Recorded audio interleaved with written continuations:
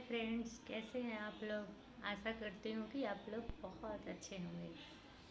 तो फ्रेंड्स, आज कोई स्टोरी सुनाने या कोई ऐसी जानकारी नहीं दिखाने आई हूँ। आज मैं अपनी लाइफ की कुछ दिनचर्या मैं कैसे कब उठती हूँ, कब सोती हूँ, मैं क्या करती हूँ, मैं अपनी पढ़ाई को कैसे करती हूँ, और मैं यही सब चीज़ आपको बताना चाहती हूँ और दिखाना चाहती हूँ कि मेरी पढ़ाई कैसे पूरी होती है, किस तरह से मैं करती हूँ अपनी पढ़ाई पूरी। तो चलिए, मैं आपको आज अपनी लाइफ की एक पार्ट का हिस्सा दिखाना चाहती हूँ। तो देखिए, मैं क्या क्या कर रही हूँ, आप लोग को दिखा रही हूँ। ये मेरी बुक्स है और ये मैं पढ़ाई करती हूँ। जो भी देखिए, ये मेरी बुक्स हैं, ये हैं, और ये मैं अपना सेट मारती हूँ उसका है।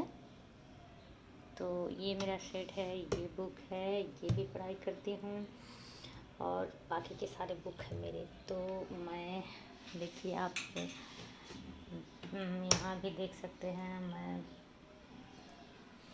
मैप से भी पढ़ाई करती हूँ अपनी। तो आप मैप, तो ये देखिए, मैप से मैं क्या पढ़ती हूँ, क्या करती हूँ, इसको और मैं अच्छी तरह से दिखाती हूँ। ये है मेरा लैपटॉप, जो कि मैं इससे अपना काम करती हूँ और जो भी मैं यूट्यूब बनाती हूँ। और ये मेरा टेबल हो गया, जिस पे मैं बैठती हूँ, बैठ के पढ़ाई करती हूँ। और ये मेरी चेयर हो गया, जिस पे मैं बैठ के यहाँ पे और अपनी पढ़ाई को यहाँ पूरी करती हूँ। बाकी के मैं और दिखाती हूँ आपको कि मेरी पढ़ाई कैसे कैसे होती है। तो मैं आपको दिखाती हूँ आज। देखिए, तो ये है मेरी पढ़ाई, आप देख सकते हैं।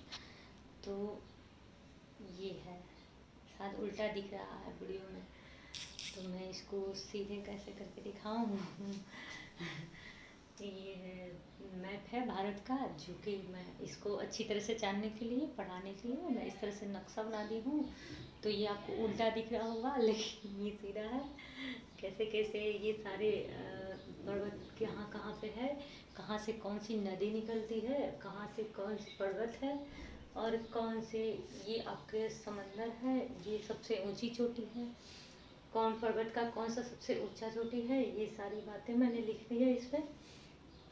बाकी मैं यहाँ पे है सबसे, ये अंडमान निकोबार, ये सारा चीज़ मैं अपना कर लेती हूँ। बाकी मैं इस बोर्ड से करती हूँ, जो कि मैं जो कुछ भी अगर हमको सीखना होता है तो मैं इस बोर्ड पे करती हूँ। जो कि अभी मैं कल कालिदास के बारे में पढ़ाई कर रही थी, तो इस पे लिखा हुआ है कि कवि कालिदास, जो महाकवि थे कालिदास, उनकी कुछ रचनाएँ लिखी हुई है जो मैं पढ़ रही थी। उनकी सारी रचनाएँ मैं पढ़ चुकी हूँ, तो उसके बारे में दिखाती हूँ। महाकाव्य उनका जो था, कुमार संभवम और रघुवंशम, दो उनका महाकाव्य था। और उसके बाद हो गया आपका खंड काव्य, जो कि मेघदूतम और ऋतु संहारम, ये उनकी दो मतलब की बुक थी। कि जो कालिदास के ये रूपक, जो कि नाटक था, तो उनके ये नाटक है जो अभिज्ञान शकुंतलम है, जो कि मैं स्टोरी बना चुकी है मेरे यूट्यूब पे। इनका ये स्टोरी अभिज्ञान शकुंतलम है। बाकी के मैं सारा स्टोरी भी बनाऊंगी आगे चल के, लेकिन अभी एग्ज़ाम है इसलिए थोड़ा ज़्यादा स्टडी पे ध्यान दे रही हूँ। तो एक विकोवर्षियम है और दूसरा मालविका अग्निमित्रम। ये कहानी इतना इंटरेस्टिंग है, इतना अच्छा है कि आपको बहुत अच्छा लगेगा। मैं आपको सारी कहानी, सारे को स्टोरी बना के मैं आपको ज़रूर सुनाऊंगी। तो अभी थोड़ा सा हमको टाइम लगेगा, एक एक करके मैं सबका बना दूँगी स्टोरी, आपको दिखाऊंगी। तो बाकी की जो भी स्टडी हमको करना होता है, या पॉलिटिकल साइंस हो या कुछ भी हो, तो इस पर आपका, क्योंकि अगर आपको आर्टिकल याद करने में दिक्कत हो रहा है तो हर बार आप इस बोर्ड को रखिए, इसको हर बार लिखिए और मिटाइए, बिल्कुल आपको आर्टिकल पूरे अनुच्छेद याद हो जाते हैं। तो इसीलिए मैं इस बोर्ड को रखे हुए हैं। और देखिए, वर्ल्ड का मैप है, ये वर्ल्ड का मैप है। तो इसको देखिए मैं किस तरह से पढ़ाई करती हूँ। ये देखिए, यहाँ पे घास का मैदान है जो मैं बना दी हूँ, हरा हरा डाउन्स घास का मैदान है, जो कि शीतोष्ण भी है और उष्ण कटिबंधीय जो है। यहाँ पे देखिए, आपका ऑस्ट्रेलिया में यहाँ पे घास का मैदान है, डाउन्स यहाँ पे बेल्ट है, यहाँ पे आपका हो गया पंपास नीचे का, क्योंकि विषुवत रेखा ये हो गया, ये विषुवत रेखा हो गया, तो इसके नीचे जो है मकर रेखा हो गया और ये हो गया कर्क रेखा। तो विषुवत रेखा के ऊपर आएगा शीतोष्ण कटिबंधीय, ये भी शीतोष्ण कटिबंधीय, बीच का जो आएगा एरिया वो आएगा उष्ण कटिबंधीय। तो देखिए यहाँ पे मैं सबका बना दी हूँ फोटो, आपको नज़दीक से दिखाती हूँ। ये आपका हो जाएगा, देखिए मैं नीचे से दिखाती हूँ। ये पंपास है जो उत्तरी अमेरिका दक्षिणी अमेरिका में है, और फिर उसके बाद ये हो गया कंबोज, ये हो गया सेल्वास, ये हो गया लोनास। ये जो तीनों है ये शीतोष्ण, ये उष्ण कटिबंधीय में है, और ये प्रेयरी जो है आपका उष्ण कटिबंधीय, ये शीतोष्ण कटिबंधीय है, सॉरी। तो आपको ये सारी मैं फिगर दिखा देती हूँ कैसे कैसे बनाई हूँ, और फिर उसके बाद मैं दिखाती हूँ आपकी धारा, हम्बोल्ट धारा जो कि ठंडी धारा है, ये आपका फॉकलैंड धारा, ये भी ठंडी धारा है, ये कैलिफोर्निया धारा, ये भी ठंडी धारा है, और आपका ये फ्लोरिडा धारा हो गया, ये भी, ये गर्म हवा, ये गर्म धारा है, ये पानी की सारी समंदर की धाराएं हैं। तो इस तरह से मैं हर चीज़ मरुस्थल का भी बनाई थी, वो अभी मेरा ये हो गया है, तो बाकी मैं सब का बनाई हूँ, और सब मैं इसी तरह से अपना पढ़ाई को पूरी करती हूँ। उसके बाद आइए, ये बिहार का नक्शा है, ये बिहार का नक्शा है जो कि मैं इस पे अभी नहीं बनाई हूँ, क्योंकि इसको मैं लास्ट में करूँगी। तो बस अभी इसको देखती हूँ कि हाँ गंगा नदी कहाँ से निकली है, और हाँ बिहार में गंगा नदी कहाँ से घुसती है, और फिर ये किस किस डिस्ट्रिक्ट से होते हुए गंगा नदी जाती है और जाकर पश्चिम बंगाल में निकल जाती है, या कौन कौन से डिस्ट्रिक्ट इससे टच करते हैं, या सबसे ज़्यादा कौन सा डिस्ट्रिक्ट, जैसे कि यहाँ का पटना है जो सबसे ज़्यादा एरिया में गंगा नदी को टच करता है, और कितने 12 जो डिस्ट्रिक्ट है जो गंगा नदी को टच करता है। बाकी की सारी पढ़ाई का भी चाहे वीडियो बना सकते थे, लेकिन नहीं बना, मैं आपको और दिखाती हूँ। और एक ये है, ये इंडिया का नक्शा है जो कि मैं खनिज पदार्थ के बारे में भी लिखी हूँ कि क्या चीज़ कहाँ मिलता है। सीसा जास्ता राजस्थान में जो मिलता है, बक्साइट गुजरात में मिलता है, उसके बाद उड़ीसा में मिलता है। तो ये सारी बातें मैं लिखी हूँ, कहाँ पे क्या चीज़ मिलता है। सोना कर्नाटक में मिलता है। तो ये जो भी बातें हैं यहाँ पे, इसके लिए जितने भी मतलब कि खनिज पदार्थ हैं वो कहाँ कहाँ निकलते हैं, इसके लिए मैं इसको देखती हूँ। या कोई भी मतलब जगह हो, या आपका जो लाइनिंग है जो कि कॉरिडोर है, उसका भी मैं इस पर पढ़ती हूँ। उत्तर से दक्षिण और पूर्व से पश्चिम जो कॉरिडोर है उसके बारे में भी पढ़ाई करती हूँ। और बाकी के जो भी सड़क है, परिवहन है जो आपका आता है, तो उसके बारे में भी, सबसे लंबा सड़क या जो भी मेन है वो सारे चीज़ का इस पर मैं कर देती हूँ। तो वो सारी चीज़ें। और सबसे टफ पता है आप लोगों को क्या लगता है? मेरे लिए सबसे टफ ये लगता है, तो मैं इसको ना ऐसे लिख दी हूँ कि हमको याद रहेगा। तो देखिए, पल्लव वंश को मैं लिखी हूँ, फिर मैं चोल वंश को लिखी हूँ, उनके संस्थापक कौन थे, वो कौन कौन से मंदिर बनवाए थे, तो मैं आपको नज़दीक करके दिखाती हूँ। फिर उसके बाद चालुक्य वंश, बाकी के सारा चीज़ तो मैं यहाँ पे लिख के रख दी हूँ, तो मैं यहीं से करती हूँ पढ़ाई। शायद ये बोर लग रहा होगा आपको, लेकिन क्या करें, मैं पढ़ाई करती हूँ। आप लोग बोलते हैं कि मुझे टाइम नहीं मिलता है, और ये मेरा बेड हो गया, जिस पे मैं सोती हूँ। तो अब मैं इसी पे सोती हूँ, या रात में जगती हूँ या सोती हूँ, जो भी हो, ये मेरा बेड हो गया। और मैं दिखाती हूँ आपको कि अब मैं क्या क्या करती हूँ। तो अब मैं ऐसे ही पढ़ाई करती हूँ, और मैं आपको ना अपना रूटीन दिखाती हूँ कि मैं किस तरह से और किस टाइम पे, मतलब क्या क्या मेरा काम है, तो मैं वो आपको दिखाती हूँ। तो चलिए, आज मैं आपको बोर कर रही हूँ लेकिन अच्छी बात है, किसी दिन ना बोर होना चाहिए। तो चलिए, मैं अपना दिखाती हूँ आपको रूटीन। एक सेकेंड, मैं आपको अपना रूटीन दिखाती हूँ कि मैं किस तरह से अब पढ़ाई करती हूँ। देखिए, ये मेरा रूटीन है। देखिए, मैं ना सुबह को हिल रहा है शायद। देखिए ये मेरा रूटीन है, आपको दिखेगा, देखिए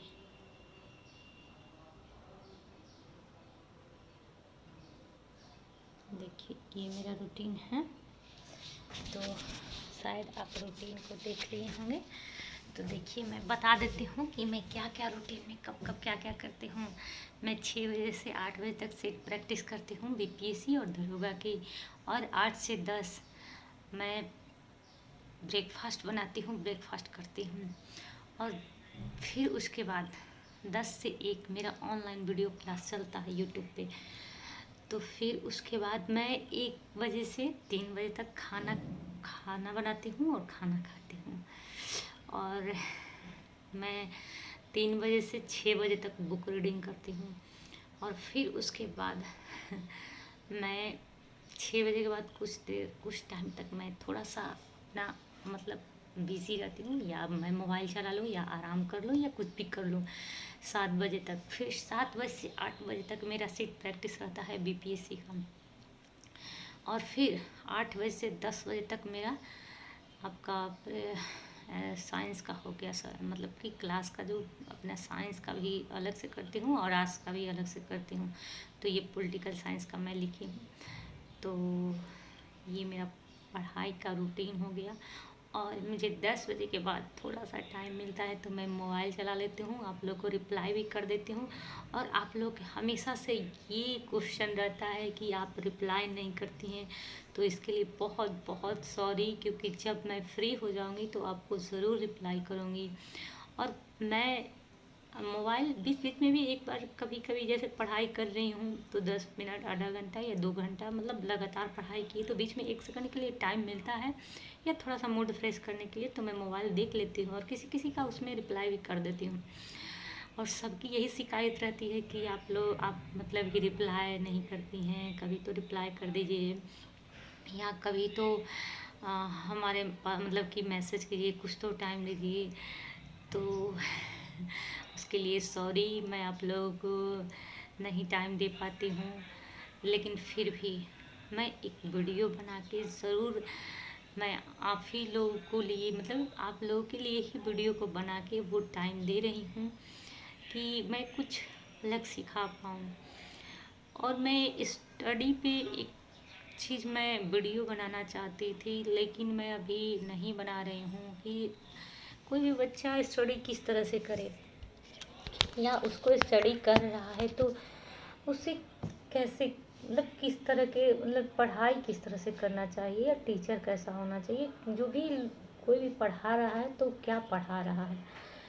तो ये सारी बातें बहुत ज़रूरी होती है कि स्टडी के लिए, क्योंकि अभी तो सारा एग्ज़ाम होने वाला है, तो अभी एकदम से बिल्कुल भी आपको इधर उधर माइंड को नहीं भटकाना है, अपनी पढ़ाई में आपको बिल्कुल ध्यान लगाना है, क्योंकि बहुत सारे चैनल, बहुत सारे यूट्यूब वीडियो, बहुत सारे टीचर बहुत टाइम पास कर रहे हैं, लेकिन आपको टाइम का महत्व तो समझना होगा। अपने टाइम को बहुत ही सही जगह यूज़ कीजिए। तो मैं अपने पढ़ाई को किस तरह से करती हूँ इसके लिए तो आपको मैं कुछ कुछ दिखा दी मैं, लेकिन हाँ मैं ज़्यादा नहीं दिखा पाई, क्योंकि मैं जब सेट मारती हूँ कहते नहीं कि एक मतलब पढ़ाई का एक तरीका होना चाहिए, एक रूटीन होना चाहिए। तो किस तरह से हम पढ़ाई करें कि उस चीज़ में हम निकल सकें। तो मैं पहले बुक पढ़ती हूँ, बुक पढ़ाई करने के बाद मैं फिर यूट्यूब पे उसका वीडियो देखती हूँ, वीडियो देखने के बाद मैं उसका सेट मारती हूँ, सेट प्रैक्टिस करती हूँ, और फिर मैं देखती हूँ कि कितना क्वेश्चन मेरा सही नहीं हुआ और कितना सही हुआ। और जिस क्वेश्चन में मैं अटकती हूँ, चाहे बहुत सारे बच्चे होते हैं जिसका 60% आ जाता है, लेकिन 40% में वो अटक जाता है।